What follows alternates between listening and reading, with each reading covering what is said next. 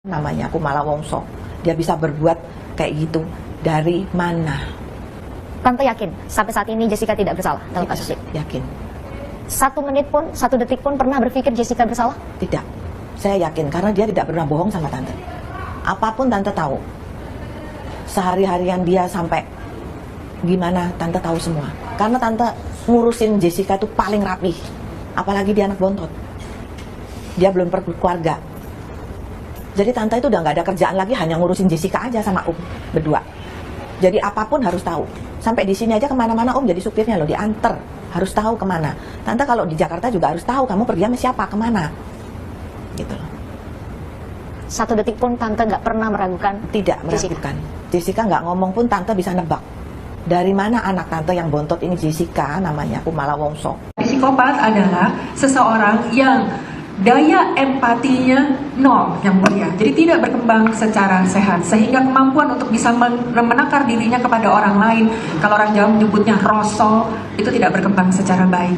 Karena daya empatinya tidak berkembang dengan baik, dia menjadi sulit untuk bisa ikut merasakan emosi-emosi yang berlangsung di orang. Dan cenderung kemudian menjadi dingin, bisa tampil sebagai pribadi yang dingin.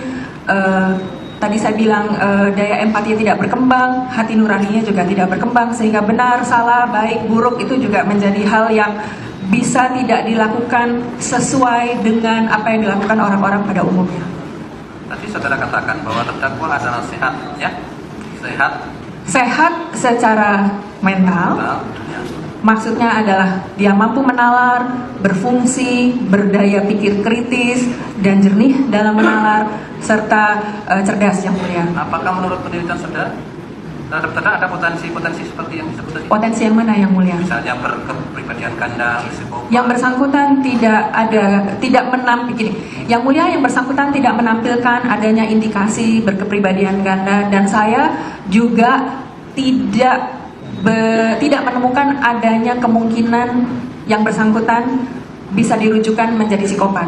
Bahwa kemudian ada tipe-tipe perilaku yang kemudian bisa dirujukan ke sana, itu nanti perlu telaahan psikologis secara lebih dalam, dan menurut saya ada pakar yang lebih kompeten untuk bisa menjelaskan kepada yang mulia. Tolong dong Pak, berikanlah kami uang pesangon gitu, biar kami itu istri-istri kami bisa senang gitu.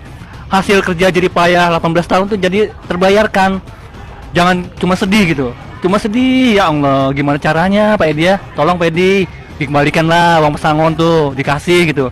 Biar kami juga tuh merasa senang, merasa bisa tertawa lah dengan keluarga gitu. Jangan hanya kesedihan terus Pak. Gimana ceritanya nih Pak kalau sedih terus? Tidak berhenti untuk memperjuangkan keadilan bagi para karyawan, bagi korban PHK Pesangon ini. Kembali kami melakukan laporan polisi di Polda Metro Jaya di tanggal 26 September 2023. Ini laporan kami di Polda Metro Jaya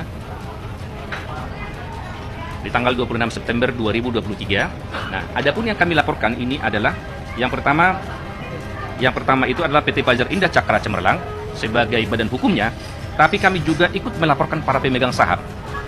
Pemegang sahamnya dalam hal ini sebagaimana bukti yang kami dapatkan dari Menteri Hukum dan HAM adalah salah satunya Dermawan Solihin sebagai direktur utama, sekaligus juga sebagai pemegang saham terbanyak di dalam perusahaan PT Fajar Indah Cemerlang ini.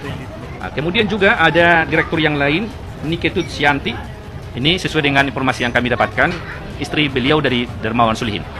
Kemudian ada komisaris namanya Made Sandi Salihin. Kemudian ada juga Febrina Salihin. Ini para pemegang saham.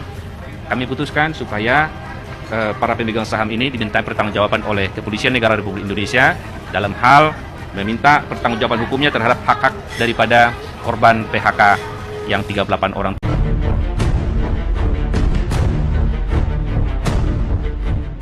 Kasus yang telah lama menjadi fokus perhatian publik, kasus kopi Syanida yang melibatkan Jessica Wongso, tengah menghadapi perkembangan baru yang mengejutkan. Jessica Wongso dan tim pengacaranya telah mengklaim bahwa mereka memiliki bukti baru yang signifikan yang dianggap bisa mengubah penilaian hukum dalam kasus tersebut. Dengan ancaman pengajuan peninjauan kembali PK yang semakin nyata, Mahkamah Agung MA diperkirakan tengah mengalami ketegangan yang besar. Seiring dengan perdebatan dan spekulasi yang semakin intens seputar apa yang mungkin akan terungkap dalam tahap selanjutnya dari perjalanan hukum yang panjang dan rumit ini. Dalam momen yang sangat dinantikan ini, kasus kopi Syanida Jessica Wongso tetap menjadi sorotan utama dalam berita hukum. Jessica Wongso, terpidana kasus pembunuhan Wayan Mirna Salihin dengan racun Syanida, dikabarkan siap mengajukan peninjauan kembali dalam kurung PK ke Mahkamah Agung dalam kurung MA. Jessica mengklaim memiliki bukti baru yang dapat membantah dakwaan jaksa penuntut umum dalam kurung JPU yang menjeratnya dengan pasal 340 KUHP tentang pembunuhan berencana. Jessica Wongso divonis 20 tahun penjara oleh Pengadilan Negeri Jakarta Pusat pada Oktober 2016. Putusan itu dikuatkan oleh Pengadilan Tinggi DKI Jakarta pada Januari 2017 dan MA pada Juni 2017. Jessica dianggap terbukti secara sah dan meyakinkan telah meracuni kopi Vietnam yang diminum Mirna di Cafe Olivier, Grand Indonesia, Jakarta pada 6 Januari 2016. Jessica Wongso selalu menyangkal tuduhan tersebut dan mengaku tidak bersalah. Ia mengatakan bahwa ia tidak memiliki motif untuk membunuh Mirna yang merupakan sahabatnya sejak kuliah di Australia. Ia juga menilai bahwa proses penyidikan dan persidangan kasusnya tidak adil dan penuh rekayasa.